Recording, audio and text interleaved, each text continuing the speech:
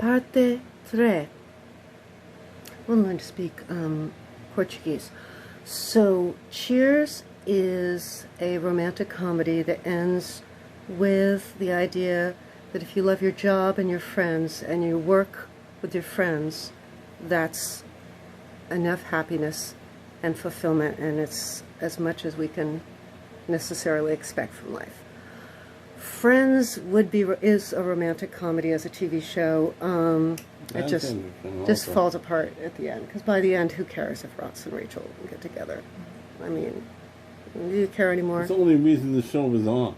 Yeah, but they shot past the mark somehow with that. Yeah, they didn't do that right. That outfit, the last episode. Okay. If you notice, Joey's touching Phoebe's hair when they're all saying goodbye to Monica's apartment. That's nice. But How I Met Your Mother, which is my favorite sitcom, is a romantic comedy about letting go of the girl you're obsessed with, letting her marry your best friend, meeting the mother of your children and your wife-to-be at the wedding, just when you thought you had to run away because you couldn't bear to see the girl of your dreams with another man, and then losing her to fate, and 6 years later getting permission to love again and going back and loving that person who became like your best friend. And people get very upset about it, and I saw it in syndication, so I can't share in their shock, because I saw the finale and then the pilot episode back to back early in my experience of watching the show. Yeah. But I don't think it's any accident that Tracy McConnell, who's kind of the Phoebe of the show, but a lot more grounded and realistic, but similar, concerned with the downtrodden, and similarly wistful and whimsical and painfully good-hearted and idealistic and wise and insightful. She was engaged early in her 20s before she met Ted.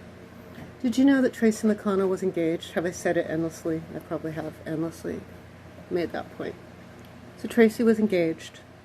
So she has two great loves and two soulmates, and so does Ted. And that's okay. But you're my soulmate, dearest.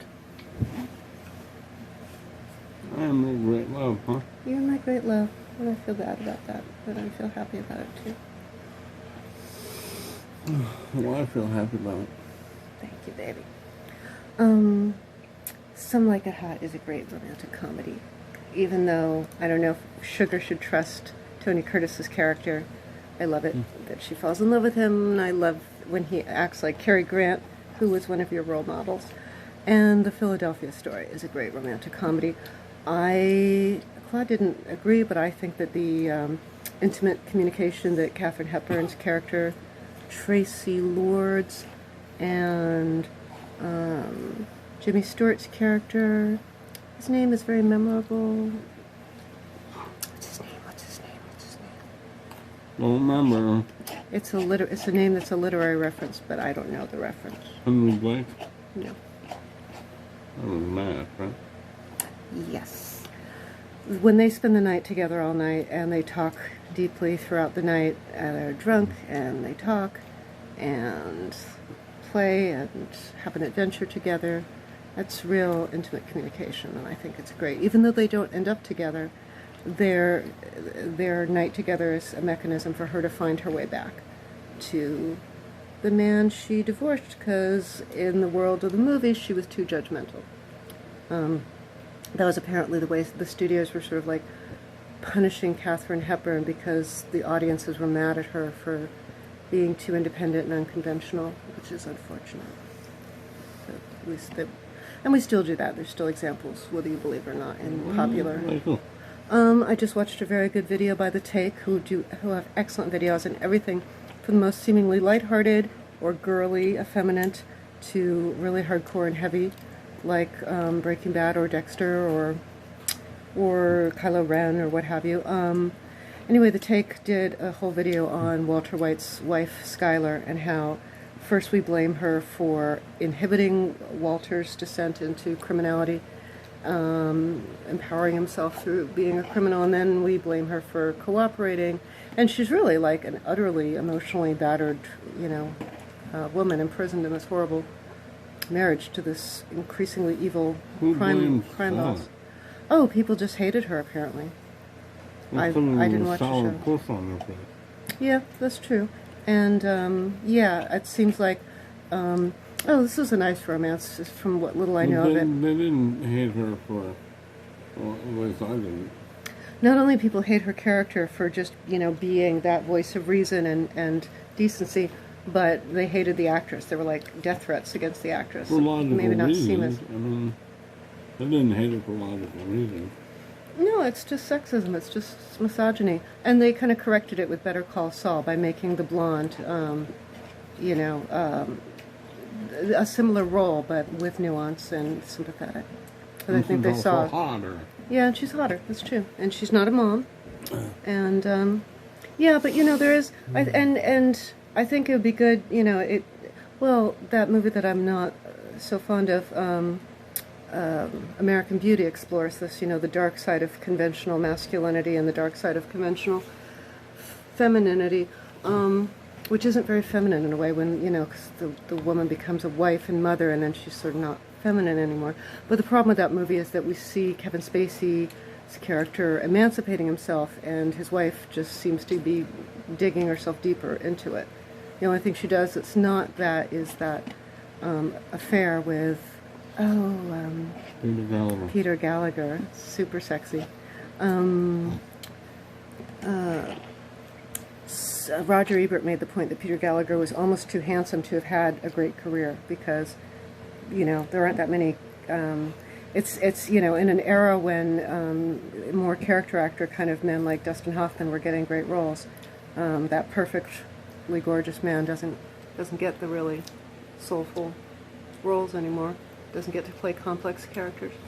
He ends up playing somewhat evil guys like just the philandering brother and Sex, Lies, and Videotape. Anyway, so she has that affair in the motel with Peter Gallagher, and it's hot and it's passionate, but it seems totally soulless.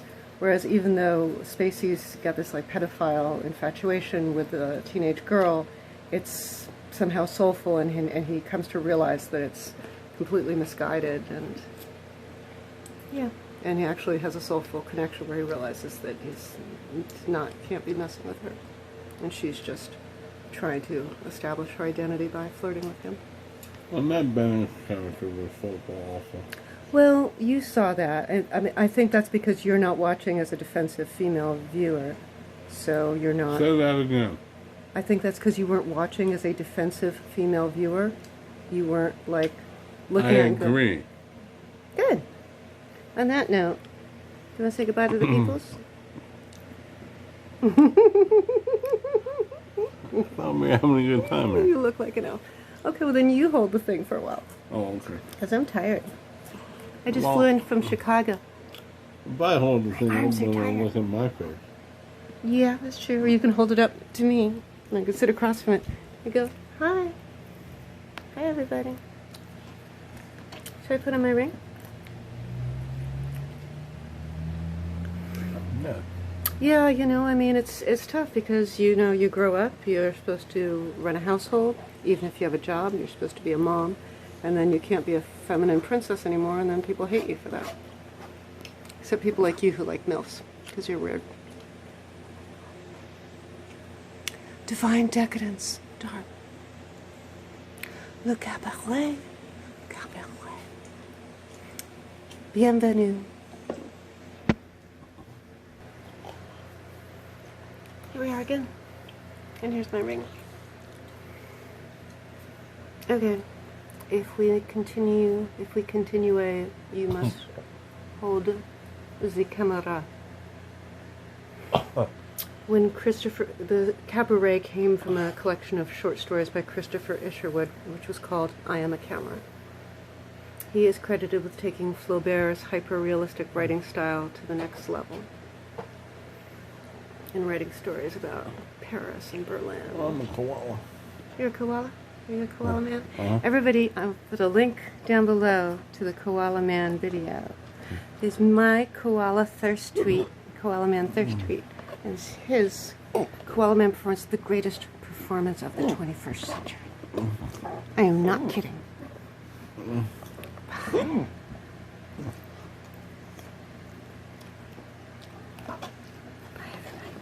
everybody.